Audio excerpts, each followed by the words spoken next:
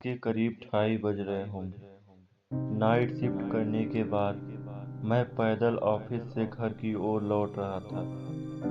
वाहन न होने के कारण बीते 1 डेढ़ साल से महानगर की सूनी बियाबान और लंबी सड़कें हमसाया बनकर मेरे साथ चलती हैं।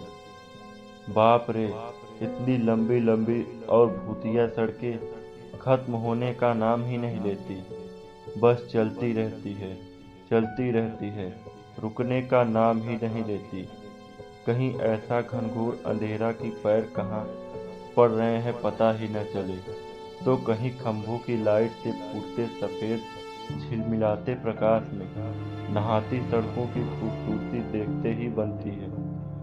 रोजाना का रूटीन होने के कारण अब इस सूनी और अंधेरी सड़कों से डर नहीं लगता। इन्हीं सूने और बियाबान रास्तों पर दिन भर इतना हैवी ट्रैफिक और चहल पहल रहती है कि एकदम पैदल चलना भी दूभर हो जाए। मई की बेरहम गर्मी, माथे से चूहता पसीना, और ऐसे में अचानक हल्की हल्की ठंडी हवा चलने लगी। माथे के पसीने से टकराती ठंडी हवा कितनी शीतलता प्रदान करती है। ऐसे में कौन बेवकूफ होगा जिसका मन गुनगुनाने को नहीं करेगा। गुनगुनाते हुए मैं आगे बढ़ ही रहा था कि अचानक आंखें एक जगह पर जाकर ठिठक गई। सड़क किनारे एक सभ्य सी अधेड़ महिला खड़ी थी। करीब 100 सवा 100 फीट की दूरी रही होगी। कंधे पर छोटा सा बैग लटका था, वहीं पैरों के पास भी एक ब्रीफकेस जमीन पर रखा दिखाई दिया। सफेद प्रिंट वाली साड़ी ने जिस करीने से उसने अपना सिर ढक रखा था, उससे तो वो किसी भले घर की ही गृहिणी लग रही थी। लेकिन इतनी रात गए वो भी शहर के भीतर से गुजरने वाले हाईवे पर कुछ अजीब सा लगा। हो सकता है मायके या ससुराल वालों ने बस में बिठा दिया हो, और किसी कारण बस लेट होने पर महिला को देर रात यहाँ उतरना पड़ा हो। शायद उसका घर यहीं कहीं आसपास ही होगा, या फिर शायद सवारी ऑटो या रिक्शे का इंतजार कर रही हो।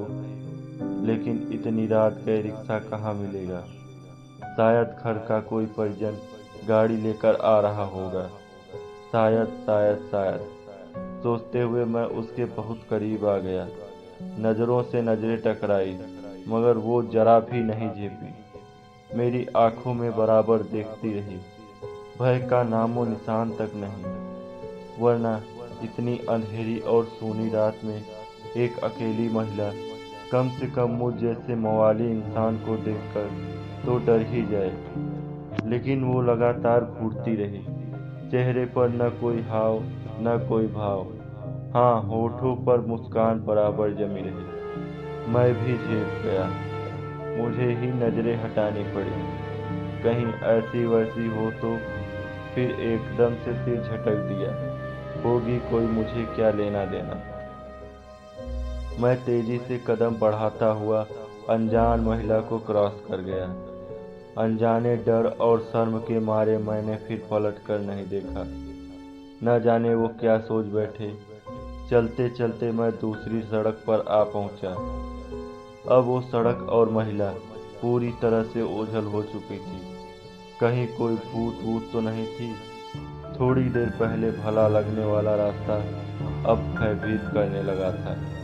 मैं जल्द जल्द अपने घर पहुंचना चाहता था। इसी तारतम्य में चाल में गजब की तेजी आ गई और बड़े बड़े डग भरने लगा। करीब पौना किमी चला था कि अचानक मुंह से चीख से निकल गई।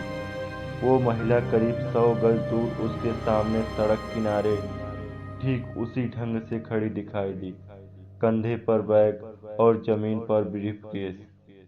यह कब यहाँ आ गई? एक ही रास्ता तो है। न कोई गाड़ी निकली, और न ही वह पैदल दौड़ती हुई मुझसे आगे निकल गई। मेरा पूरा शरीर मारे डर के पसीने से तरबतर हो गया। लगा कि आज की रात आखिरी रात है। वो भूतिया औरत कुछ देर में मुझे चबा चबा कर खा जाएगी। मैं बेतहाशा भागा। इतनी तेज कि पता ही नहीं चला कि वो औरत कब पीछे रह गई। भागता रहा और सीधे घर पर जाकर ही रुका। सांसें धौंकनी सी चल रही थीं।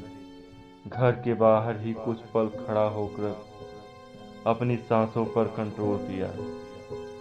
अगले दिन शाम करीब 5 बजे ऑफिस पहुंच गया। एक बुजुर्ग कर्मचारी को रात का सारा घटनाक्रम सुना डाला।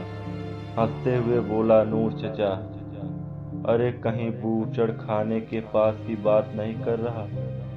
बूचड़ खाना? हाँ, बूचड़ खाना, स्लास्टर हाउस, जहाँ जानवर कटते हैं।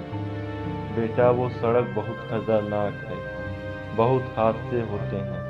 वहाँ तेज रफ्तार वाली गाड़ियों ने बहुत सारे लोगों को कुचला है। सुना है कि कई साल बस का इंतजार कर रही एक औरत को भी एक ट्रक ने रौंद डाला था। तुझे ही नहीं, बहुत सारे लोगों को दिख चुकी है। लेकिन बेटा, भली औरत की रूह लगती है, कभी किसी को नुकसान नहीं पहुंचाती। मैं हैरान था और परेशान भी। अब कैसे निकलूंगा उस रास्ते से रात में पैदल? और एक आत्मा औरत की रूह से आमना सामना हुआ है। मेरा वो भी